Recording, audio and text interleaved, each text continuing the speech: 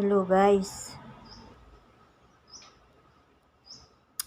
every year magpa-lab test tayo ng ating dugo. Dito guys, papansinin nyo ay ang creatinine niya 145. Yun, 145.3. Ibig sabihin mataas siya, mataas. Kumbaga ito lang kasi ang reference niya, 1 hanggang 1.30. Ito 1.64. Pero ayan ito nakalagay dito hanggang 115 ang reference lang. Ang normal lumagpas na sa normal, 145 na. Taas, 'di ba?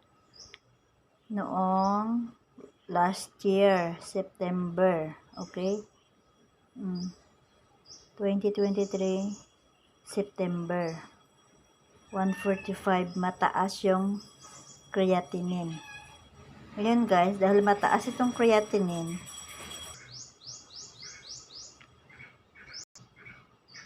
kapag ganyan ang ating creatinine, 145, may na yan, mayroon ng problema yung ating kidney. Ngayon guys, magpa-konsulta tayo agad sa espesyalista ng kidney, karon mayroong ibigay sa inyo yung doktor na inyong iinumin. Kasi sa amin, ang resita sa amin, potassium citrate. Ininom namin ito ng 2 tableta 3 times a day sa loob ng 3 buwan. After ng 3 buwan, babalik kayo uli sa doktor nyo. Pero bago kayo bumalik, ano bang tawag doon? Magpa-x-ray at saka magpa-blood test uli ng creatinine. Ito yung pakita ko sa inyo. Pagdating ng December, urinalysis uli. Urinalysis saka x-ray. Yan may x-ray yan dyan. Yan. Ang albumin, negative. Ang sugar, negative naman. Pero nakalagay dito, meron ditong crystal. Hindi ko alam. Mali pala. Basta ito. So, December. Tapos babalik kayo uli. Tika lang guys, nalito ako. Ito guys ay noong September, 145 ang creatinine.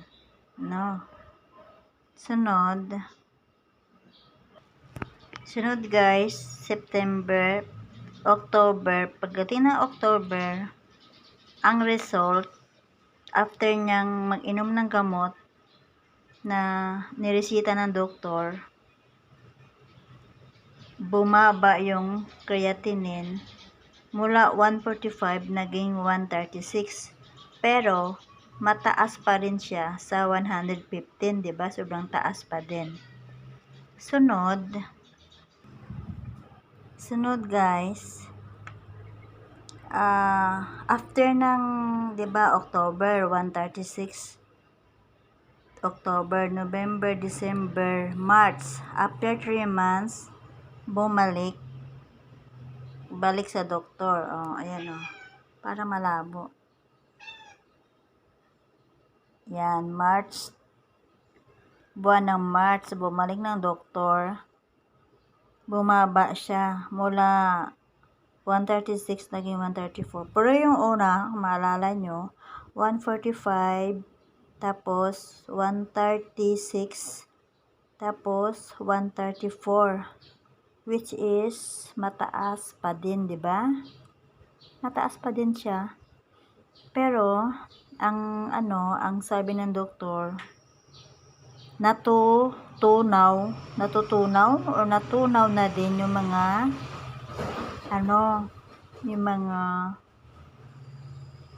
doon, crystal bang tawag doon, na magfo-form, hindi na siya nade-develop or mag-form into stone sa kidney, sa ating bato. Yun, 134.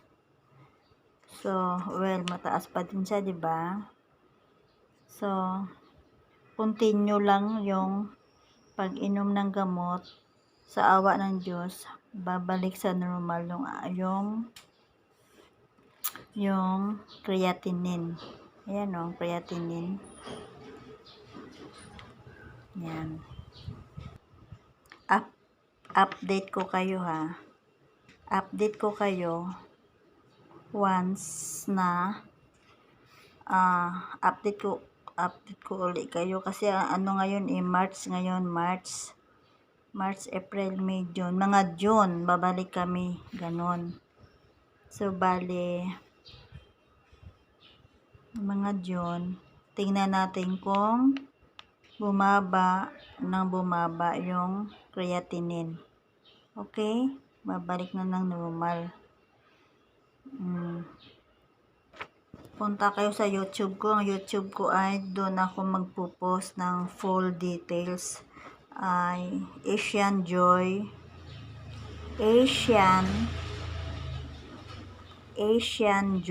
Philippines. I-search nyo yun, tsaka subscribe kayo sa aking YouTube.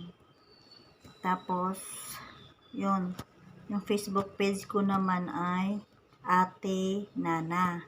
Yung ate niya ay may Y, A-T-E-Y, tapos Nana, Ate Nana. Okay? Para ma-update ko kayo na may gamot. Gagaling tayo kapag meron tayong, para hindi tayo kapitan ng sakit, o kung sa tingin nyo tayo naman nakaramdam ng ating katawan, every year tayo magpa-check up, general check up, o yun, yung ating creatinine, uric acid, yan.